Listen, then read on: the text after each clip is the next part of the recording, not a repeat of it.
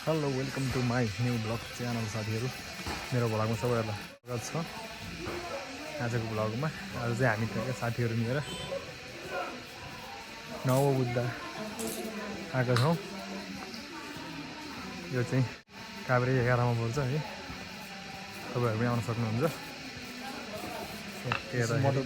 मनोज यतै साजन भाइ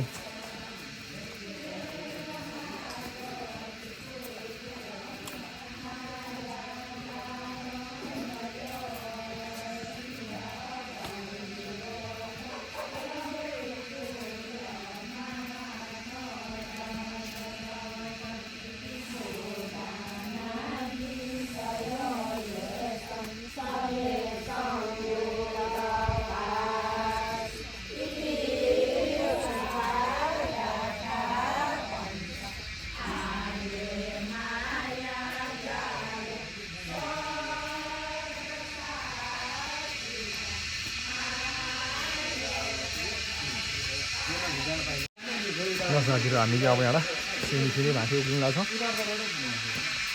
मन्दिरमा।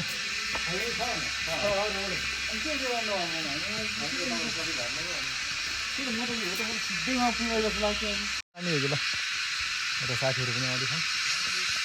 अहिले सुरज बानिया, हाम्रो श्याम भाइ, हेलो असिम भाइ, ल सुभाषरेखा भोले भाइ, साधन भाइ सबैजना आइरहेको छ होइन।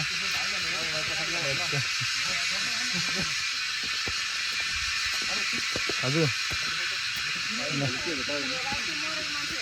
मरेको मान्छे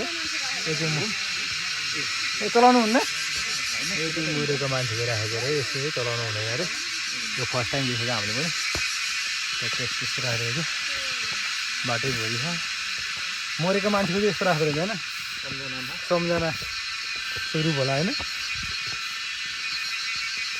भित्रै गरिसक्यो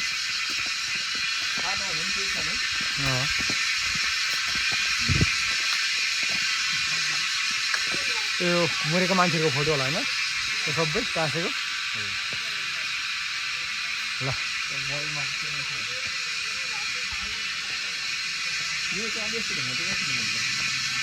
खै बनाएको होला सिमेन्टको होइन।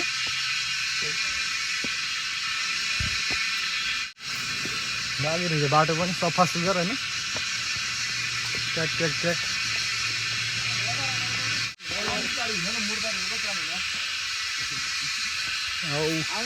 उकालो चाहिँ लास्टै रहेछ सिँढी सिँढी।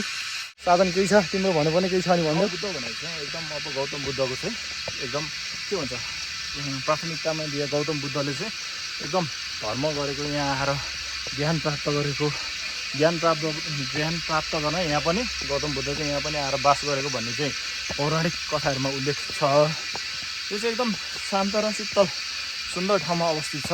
यो चाहिँ हाम्रो काभ्रेमा पर्छ, काभ्रे जिल्लामा। यहाँहरूलाई नै एकदम स्वागत छ। गौतम बुद्धले ज्ञान प्राप्त गरेको भूमिमा, तपोभूमिमा आएर यसो भिजिट गर्दा हजुरहरूलाई पनि राम्रै हुन्छ भन्ने मलाई लाग्छ।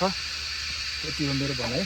सबैजनाले एकचोटि यहाँ आउनु होला, हेरिदिनु होला, घुमिदिनु होला। यति आनन्द छ, यति रमाइलो छ ठाउँ, सुनसान आनन्द, यति सफा।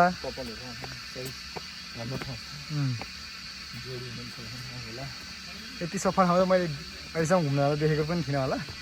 आज यो नवबुद्धमा आएर चाहिँ यति सफा सुग्घर शान्त शीतल पनि छ। आज मौसमले पनि फेरि च्यालेन्ज गरेर शीतल दिइरहेको कि गर्मी पनि छैन खासै, तर यहाँ घाम लागे पनि यहाँ चाहिँ शीतलै छ। भित्र जङ्गलभित्र हिँड्न मिल्छ। ठक्क कडा छ केटा हो।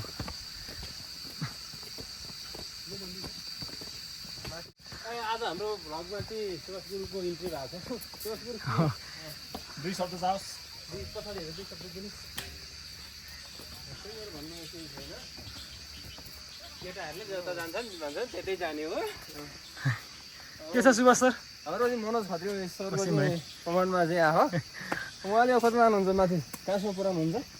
हेरेर जाउँ।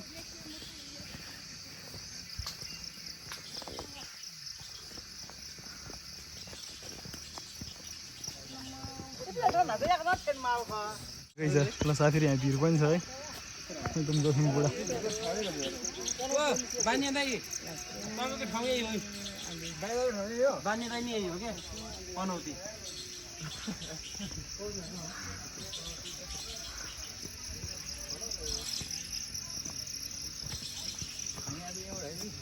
ल साथी यति रमाइलो ठाउँ छ है है है थकै लगाइसक्यो सिँढी सिँढी उक्लिनु परेछ उकालो बाटो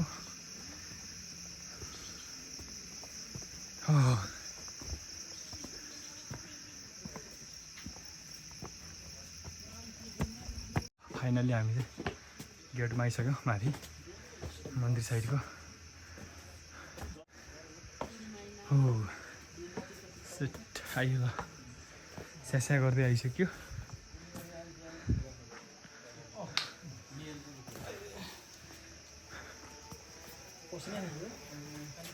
हामी यो मुख्य केन्द्रबिन्दु के छ थकेला उकालो उकालो आइपुगेका छौँ ल हामी नवबुद्ध भन्ने आइसकेका विश्राम गरेर चाहिँ केही एकछिन अब बस्ने कुरो हो गऱ्यौँ हो क्या काम होला नि ल साथमै पसिना आएर म त एकदम पसिना छ गऱ्यौँ भयो एकदम ल ठिक छ अब एकछिन हावा खाऊ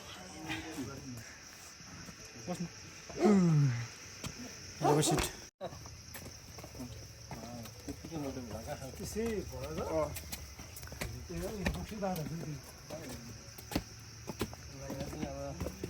त्यो भित्तामा हेर्न असिन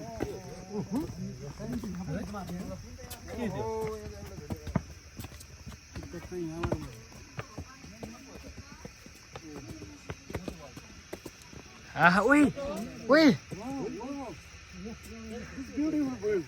यहाँ पो रहेछ त दामी त वाउ यो हो नि त लाउरी फुल भन्छ भाइ हामी चाहिँ तपाईँहरू चाहिँ के भन्नु त्यसलाई दामी फुले ल बजे भाइ नमो बुद्ध भइहाल्यो उसको अब